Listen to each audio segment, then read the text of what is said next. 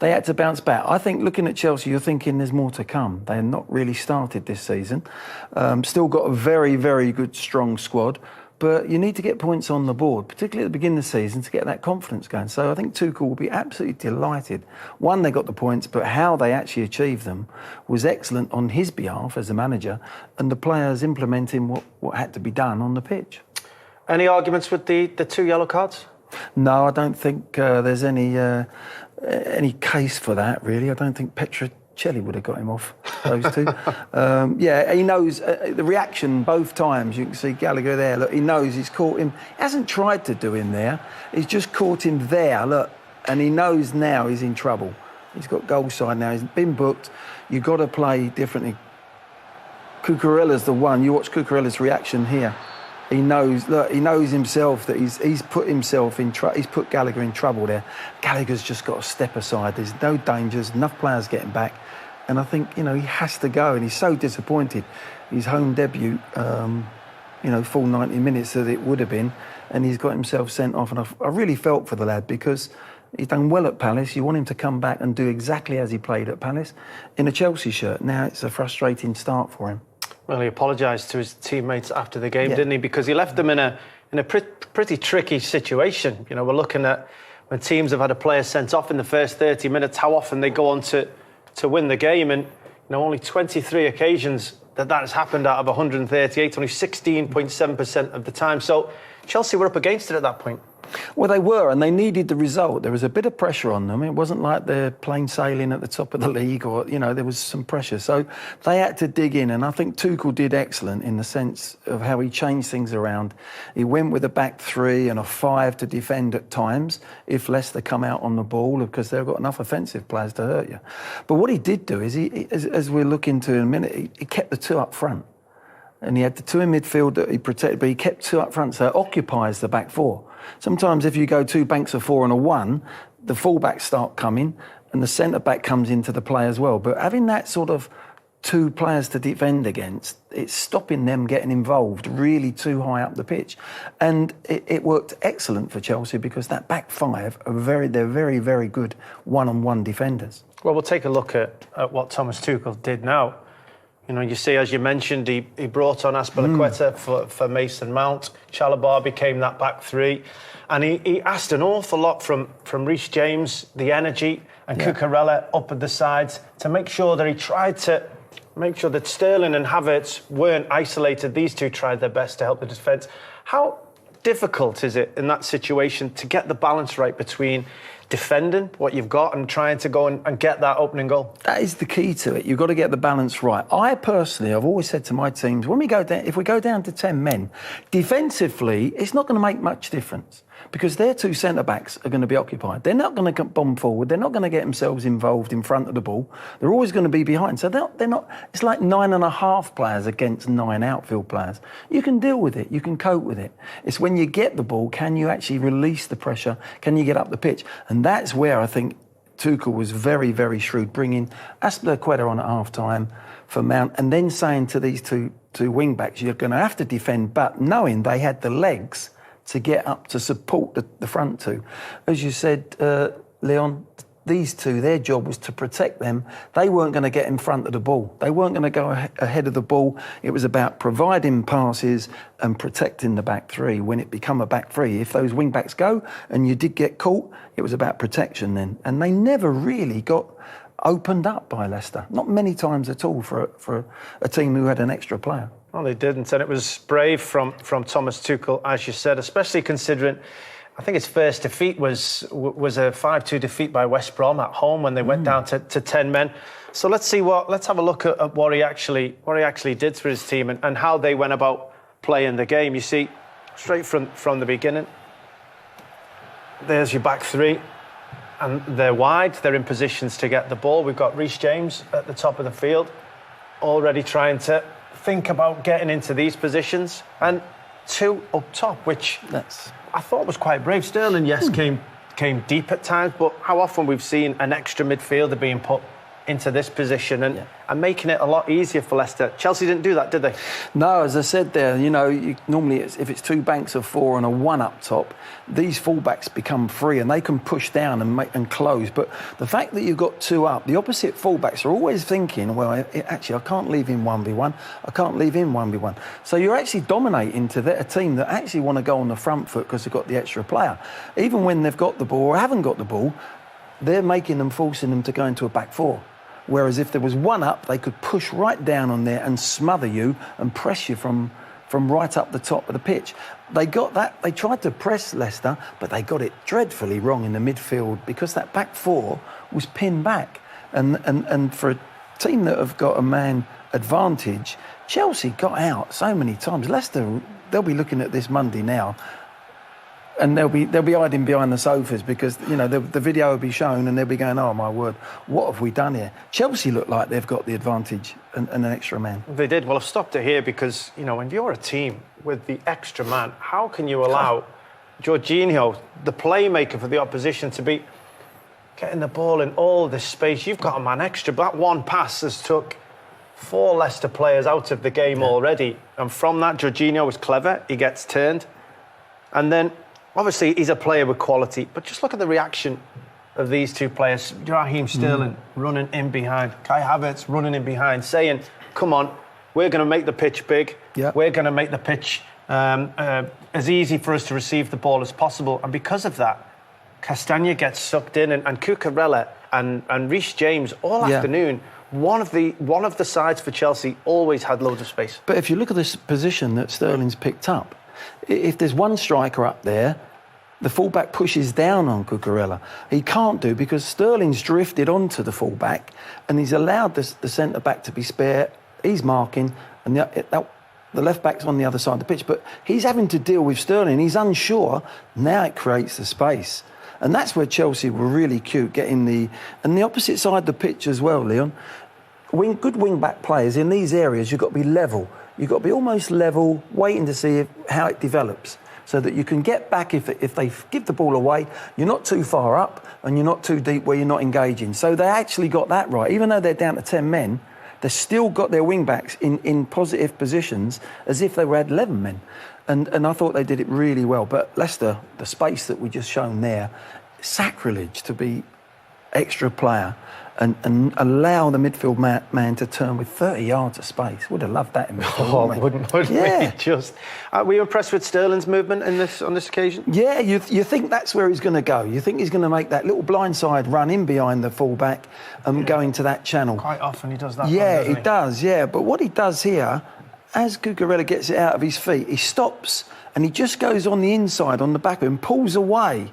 And the next bit he does, his touch is okay. He gets a little bit of good fortune here. Look, shifts the ball. He's going for the top corner himself, but that deflection takes it over the keeper.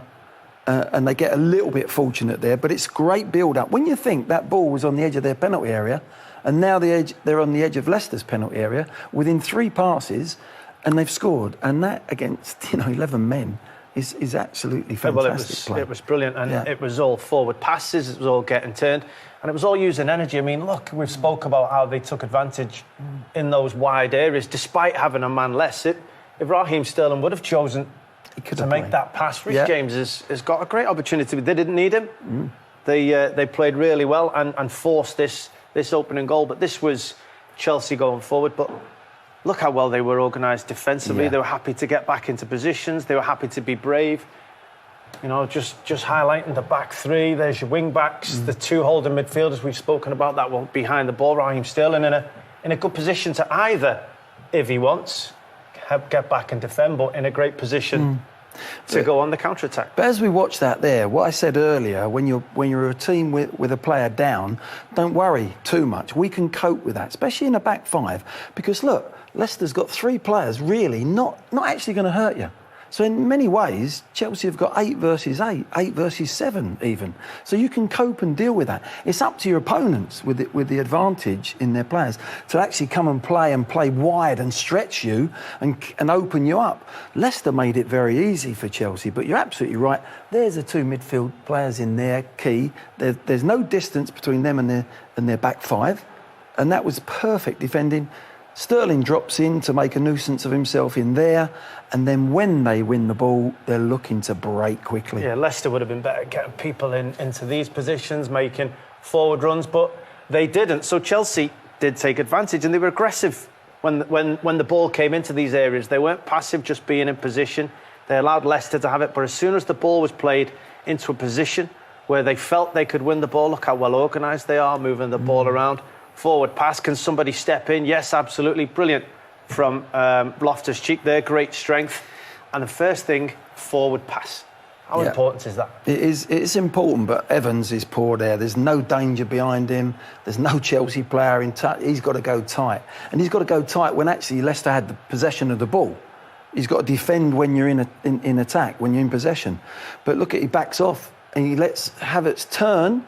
And once he gets turned there, now you've got the legs.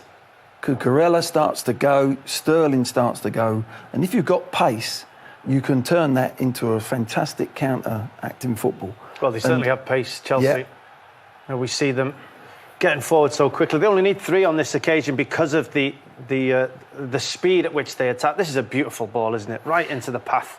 It gets a bit lucky off the heel of the defender. Oh, we'll give him a benefit of the doubt there, I think. Well, let's have a look. Yeah, I think it just sort of maybe gets a clip on him, but it's a fantastic... I mean, within, again, 1 pass, 2 passes, they were in behind Leicester. Yeah, but, you know, they felt they may have been exposed, and this is where they were brave. Look, Reece James is up the field. He hasn't been able to get back because of the attack. That's going to happen at times. You may leave yourselves exposed when you've got 10 men. But there's no panic in the defence. They swarm into certain areas. They make sure they surround the ball. Everything that Leicester didn't do well, Chelsea did really well. They never got stretched. They never got stretched defensively. You know, this was Jorginho sliding back in because he's in a safe position. And now they go again. Leicester have allowed Chelsea to get out so easily with that space. It's incredible. But it all stems from the way that Jorginho slips back in when he needs to. And they never, ever looked like they were 2v1. Leicester never really got an overload all through the game once they went down to 10 men. Chelsea, they were excellent with the ball. They look like the team that have got 11 here. Look at Jorginho. Look so round his shoulder before he gets the ball. And he knows the space is already... I bet he can't believe it. He thinks Christmas has come early as a midfield player. Look at that. Time and space. And he'll thread balls. And there you go. There again we see the back 4. They're obtained by 2 strikers. The fullback can't get down there and put pressure on Reece James. And I think that's always when you're playing against a back 4. If one of your strikers, like we saw Sterling over this side earlier, Havertz has gone on to the fullback, and the fullback wants to go tight, but he can't because Havertz, unless they shuffle across, and centre-backs don't like coming out there too early, at the end of the day, that's where you get the overload. Yeah, and they took full advantage of it. I mean, even on this occasion, Leicester, I'm going to have to say, Paul, James Justin left 2v1 in that situation. Leicester have the man extra, but Chelsea, great movement, 1-2. Havertz, Reece James seeing the opportunity, getting in behind, and how often have we seen, first of all, Reece James in that position, but second of all, Raheem Sterling in his Manchester City days. Absolutely. Scoring from this position here. That's De Bruyne crossing. You love the way De Bruyne puts that ball in. That's like a De Bruyne cross, and he knows he's on the end of it as if he's in a City shirt still, having a little tap in. And that's where he scored a lot of his goals for City, and he'll pick up a lot if they have that movement from that right-hand side particularly. And it was a terrific bit of movement off the back of the defender again from Sterling. Yeah, but look, pressure again. Look, pressure. Even though they're 10 men, they're putting pressure on the ball. Again, Jorginho works hard to get across. Another one, pressure. This is what Leicester should have been doing. If Leicester did that against 10 men, they would have had a better day. But it was Chelsea, look, prepared to put Jorginho 15 yards to get the head down. Another one to get the head down. They try and play through and then they hunt it together. And it's really good pressing and good play from Chelsea. So would you say that's a good day for Chelsea or a poor day for Leicester? Both. Great day for Chelsea. You've got to give them all the praise in what they did. You know, the manager going into a 3, taking Mount off, one of your best players, and the shape. This is where the shape is more important than any individual. And at the end of the day, you've got to look at Leicester. That video Monday this morning or yesterday would have been an absolute nightmare when they're looking at that. We've been in them meetings, Leon, and they'll be going, too many, to wow. be honest. You know, you're going, wow, how have we given them that space? Lack of communication from that team. Maybe they switched off mentally as well. They're not a team that are playing with confidence. So I think Leicester poor, but Chelsea were excellent. So how worried are we for Leicester at the minute? They've not had a great start to the season. Well, by all accounts, Fofana's out the door. It looks like he's going to Chelsea. They're getting rid of their best players. I mean, there's still talk about other players going. There's ifs and buts. I am concerned for them. I really am. If you get rid of some of the best players, you've got to replace them. Or you've got to have somebody waiting to go straight. If we lose him, we're going to go down this road. I fear for them. I think any game, it doesn't matter who they're playing next. They could be playing Man City and Liverpool, or they could be playing whoever. They've got them fixtures up there.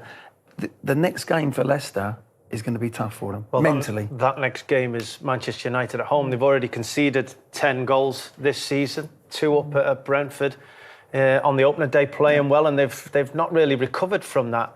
As I say, Manchester United in confidence, coming to town, difficult game for them. They would have loved to have played Man United a couple of weeks ago, wouldn't they? But now, you know, they've got their confidence up, with rightly so, with a couple of wins. But they've got it all to do, Leicester. You fear for them at the moment.